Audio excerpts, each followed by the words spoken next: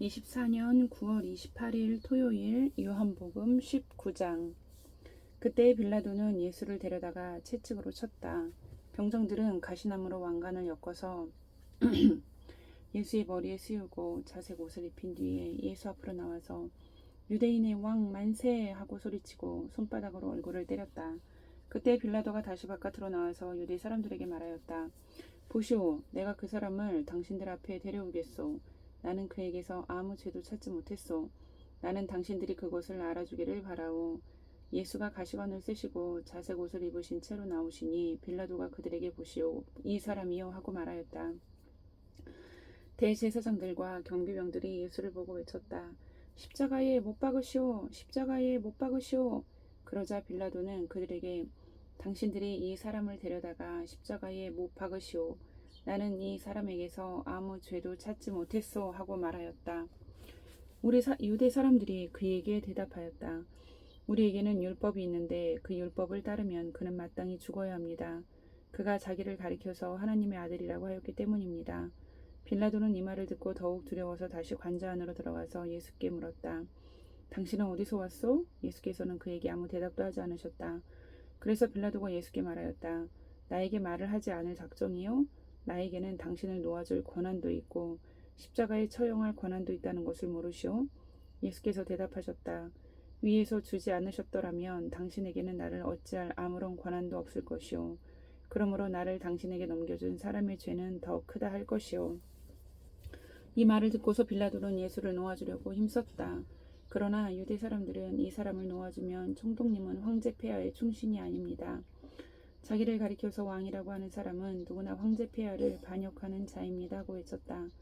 빌라도는 이 말을 듣고 예수를 데리고 나와서 리토스트론이라고 부르는 재판석에 앉았다. 리토스트론은 히브리 말로 가바다인데 돌을 박은 자리라는 뜻이다. 그날은 유월절 준비일이고 때는 낮 12시쯤이었다. 빌라도가 유대 사람들에게 말하였다. 보시오, 당신들의 왕이요. 그들이 외쳤다. 없애버리시오, 없애버리시오. 그를 십자가에 못 박으시오. 빌라도가 그들에게 말하였다. 당신들의 왕을 십자가에 못 박으란 말이오? 대제사장들이 대답하였다. 우리에게는 황제 폐하 밖에는 왕이 없습니다. 이리하여 이제 빌라도는 예수를 십자가에 처형하라고 그들에게 넘겨주었다. 그들은 예수를 넘겨받았다. 예수께서 십자가를 지시고 해골이라 하는 데로 가셨다. 그곳은 히브리 말로 골고다라고 하였다. 거기서 그들은 예수를 십자가에 못 박았다. 그리고 다른 두 사람도 예수와 함께 십자가에 달아서 예수를 가운데로 하고 좌우에 세웠다. 빌라도는 또한 명패도 써서 십자가에 붙였다. 그 명패에는 유대인의 왕 나사렛 사람 예수라고 썼다. 예수께서 십자가에 달리신 곳은 도성에서 가까우므로 많은 유대 사람이 이 명패를 읽었다. 그것은 히브리 말과 로마 말과 그리스 말로 적혀 있었다. 유대 사람들의 대제사장들이 빌라도에게 말하기를 유대인의 왕이라고 쓰지 말고 자칭 유대인의 왕이라고 쓰십시오 하였으나 빌라도는 나는 쓸 것을 썼다 하고 대답하였다. 병정들이 예수를 십자가에 못 박은 뒤에 그의 옷을 가져다가 네 몫으로 나누어서 한 사람이 한 몫씩 차지하였다. 그리고 속옷은 이음새 없이 위에서 아래까지 통째로 짠 것이므로 그들은 서로 말하기를 이것은 찢지 말고 누가 차지할지 제비를 뽑자 하였다. 이는 그들이 나의 겉옷을 서로 나누어 가지고 나의 속옷을 놓고서는 제비를 뽑았다 하는 성경 말씀이 이루어지게 하려는 것이었다. 그러므로 병정들이 이런 일을 하였다. 그런데 예수의 십자가 곁에는 예수의 어머니와 이모와 글로바의 아내 마리아와 막달라 사람 마리아가 서 있었다. 예수께서는 자기 어머니와 그 곁에 서 있는 사랑하는 제자를 보시고 어머니에게 어머니, 이 사람이 어머니의 아들입니다 하고 말씀하시고 그 다음에 제자에게는 자, 이분이 내 어머니시다 하고 말씀하셨다. 그때부터 그 제자는 그를 자기 집으로 모셨다. 그 뒤에 예수께서는 모든 일이 이루어졌음을 아시고 성경 말씀을 이루시려고 목마르다 하고 말씀하셨다. 거기에 신 포도주가 가득 담긴 그릇이 있었는데 사람들이 해면을 그 신 포도주에 듬뿍 적셔서 우슬초대에다가 꿰어 예수의 입에 갖다 대었다. 예수께서 신 포도주를 받으시고서 다 이루었다 하고 말씀하신 뒤에 머리를 떨어뜨리고 숨을 거두셨다. 유대 사람들은 그날이 유월절 준비일이므로 안식일에 시체들을 십자가에 그냥 두지 않으려고 그 시체의 다리를 꺾어서 치워달라고 빌라도에게 요청하였다. 그 안식일은 큰 날이었기 때문이다. 그래서 병사들이 가서 먼저 예수와 함께 십자가에 달린 한 사람의 다리와 또 다른 한 사람의 다리를 꺾고 나서 예수께 와서는 그가 이미 죽으신 것을 보고서 다리를 꺾지 않았다. 그러나 병사들 가운데 하나가 창으로 그 옆구리를 찌르니 곧 피와 물이 흘러나왔다. 이것은 목격자가 증언한 것이다. 그래서 그의 증언은 참되다. 그는 자기의 말이 진실하다는 것을 알고 있다. 그는 여러분들도 믿게 하려고 증언한 것이다. 일이 이렇게 된 것은 그의 뼈가 하나도 부러지지 않을 것이다. 한 성경 말씀이 이루어지게 하려는 것이었다. 또 성경에 그들은 자기들이 찌른 사람을 쳐다볼 것이다 한 말씀도 있다. 그 뒤에 아리마대 사람 요셉이 예수의 시신을 거두게 하여 달라고 빌라도에게 청하였다. 그는 예수의 제자인데 유대 사람이 무서워서 그것을 숨기고 있었다. 빌라도가 허락하니 그는 가서 예수의 시신을 내렸다. 또 전에 예수를 밤중에 찾아갔던 니고데모도 모략에 침향을 섞은 것을 100근쯤 가지고 왔다. 그들은 예수의 시신을 모셔다가 유대 사람의 장례 풍속대로 향료와 함께 삼배로 감았다. 예수가 십자가에 달리신 곳에 동산이 있었는데 그 동산에는 아직 사람을 장사한 일이 없는 새 무덤이 하나 있었다. 그날은 유대 사람이 안식일을 준비하는 날이고 또 무덤이 가까이 있었기 때문에 그들은 예수를 거기에 모셨다. 20장 부활하시다. 주간의 첫날 이른 새벽에 막달라 사람 마리아가 무덤에 가서 보니 무덤 어귀를 막은 돌이 이미 옮겨져 있었다. 그래서 그 여자는 시몬 베드로와 예수께서 사랑하시던 그 다른 제자에게 달려가서 말하였다. 누가 주님을 무덤에서 가져갔습니다. 어디에 두었는지 모르겠습니다. 베드로와 그 다른 제자가 나와서 무덤으로 갔다. 둘이 함께 뛰었는데 그 다른 제자가 베드로보다 빨리 달려서 먼저 무덤에 이르렀다. 그런데 그는 몸을 굽혀서 삼배가 놓여 있는 것을 보았으나 안으로 들어가지는 않았다. 시몬 베드로도 그를 뒤따라왔다. 그가 무덤 안으로 들어가 보니 삼배가 놓여 있었고 예수의 머리를 싸맸던 수건은 그 삼배와 함께 놓여 있지 않고 한 곳에 따로 개켜 있었다. 그제서야 먼저 무덤에 다다른 그 다른 제자도 들어가서 보고 믿었다. 아직도 그들은 예수께서 죽은 사람들 가운데서 반드시 살아나야 한다는 성경 말씀을 깨닫지 못하였다.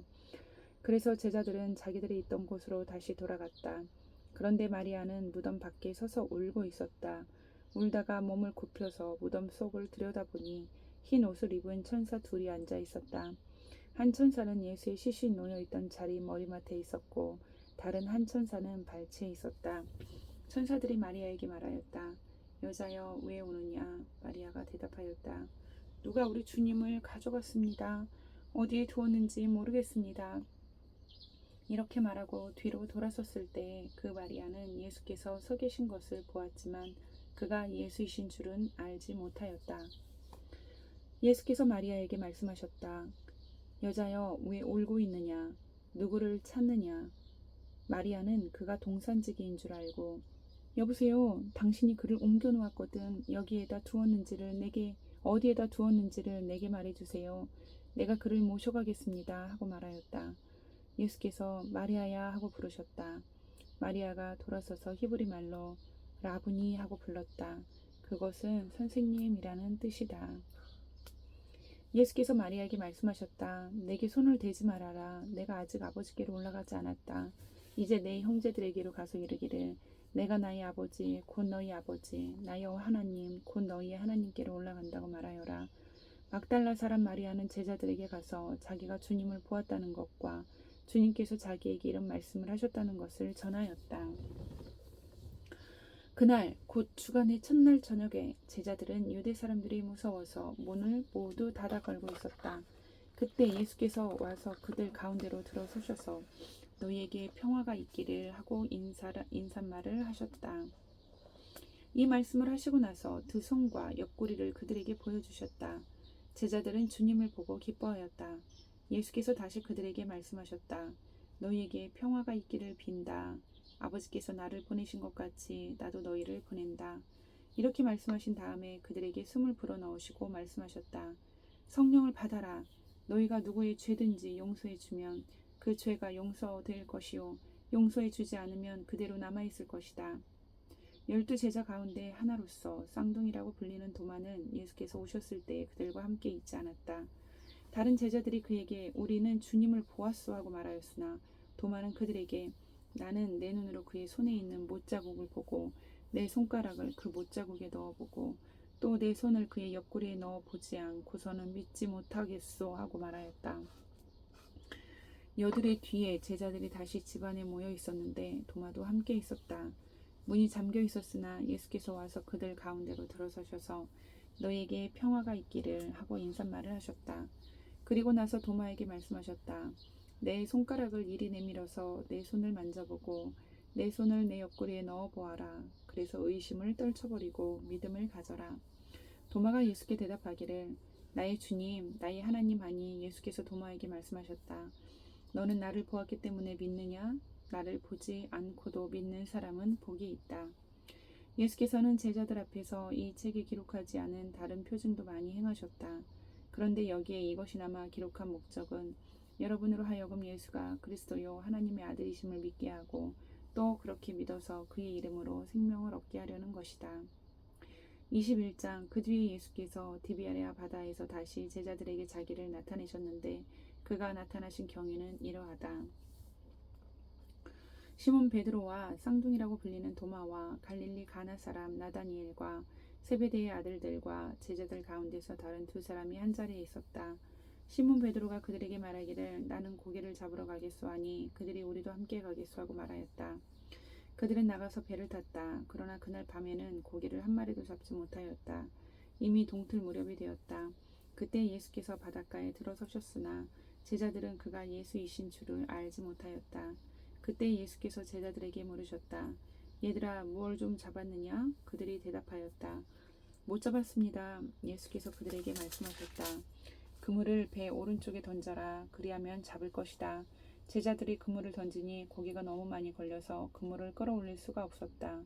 예수가 사랑하시는 제자가 베드로에게 저분은 주님이시다 하고 말하였다. 시몬 베드로는 주님이시라는 말을 듣고서 벗었던 몸에다가 겉옷을 두르고 바다로 뛰어내렸다. 그러나 나머지 제자들은 작은 배를 탄 채로 고기가 든 그물을 끌면서 해안으로 나왔다. 그들은 육지에서 백자 남짓 밖에 떨어지지 않은 곳에 들어가서 고기를 잡고 있었던 것이다. 그들이 땅에 올라와서 보니 숯불을 피워놓았는데 그 위에 생선이 놓여 있고 빵도 있었다. 예수께서 제자들에게 말씀하셨다. 너희가 지금 잡은 생선을 조금 가져오너라. 시몬 베드로가 배에 올라가서 그물을 땅으로 끌어내렸다. 그물 안에는 큰 고기가 153마리나 들어있었다. 고기가 그렇게 많았으나 그물이 찢어지지 않았다. 예수께서 그들에게 말씀하셨다.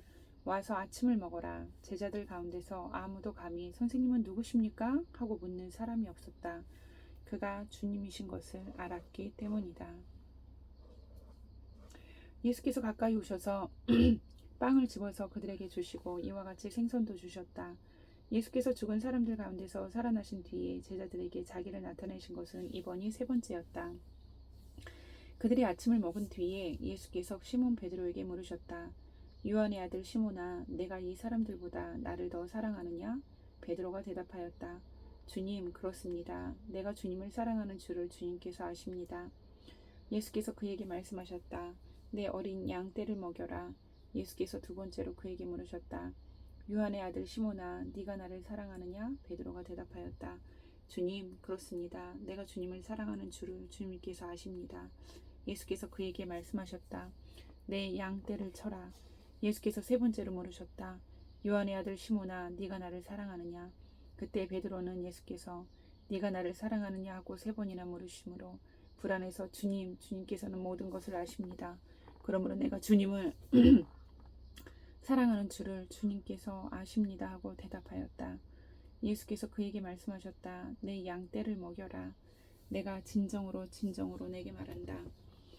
내가 젊어서는 스스로 떼를 띠고 내가 가고 싶은 곳을 다녔으나 내가 늙어서는 남들이 내 팔을 벌릴 것이고 너를 묶어서 내가 바라지 않는 곳으로 너를 끌고 갈 것이다. 예수께서 이렇게 말씀하신 것은 베드로가 어떤 죽음으로 하나님께 영광을 돌릴 것인가를 암시하신 것이다. 예수께서 이 말씀을 하시고 나서 베드로에게 나를 따라라 하고 말씀하셨다. 베드로가 돌아보니 예수께서 사랑하시던 제자가 따라오고 있었다. 이 제자는 마지막 만찬 때 예수의 가슴에 기대어서 주님, 주님을 넘겨줄 자가 누구입니까? 하고 물었던 사람이다. 베드로가 이 제자를 보고서 예수께 물었다. 주님, 이 사람은 어떻게 되겠습니까? 예수께서 말씀하셨다. 내가 올 때까지 그가 살아있기를 내가 바란다고 한들 그것이 너와 무슨 상관이 있느냐? 너는 나를 따라라. 이 말씀이 믿는 사람들 사이에 퍼져나가서 그 제자는 죽지 않을 것이라고들 하였지만 예수께서는 그가 죽지 않을 것이라고 말씀하신 것이 아니라 내가 올 때까지 그가 살아있기를 내가 바란다고 한들 그것이 너와 무슨 상관이 있느냐 하고 말씀하신 것뿐이다. 이 모든 일을 증언하고 또 이 사실을 기록한 사람이 바로 이 제자이다. 우리는 그의 증언이 참 대단한 것을 알고 있다. 예수께서 하신 일은 이 밖에도 많이 있어서 그것을 낱낱이 기록한다면 이 세상이라도 그 기록한 책들을 다 담아두기에 부족할 것이라고 생각한다. 아멘.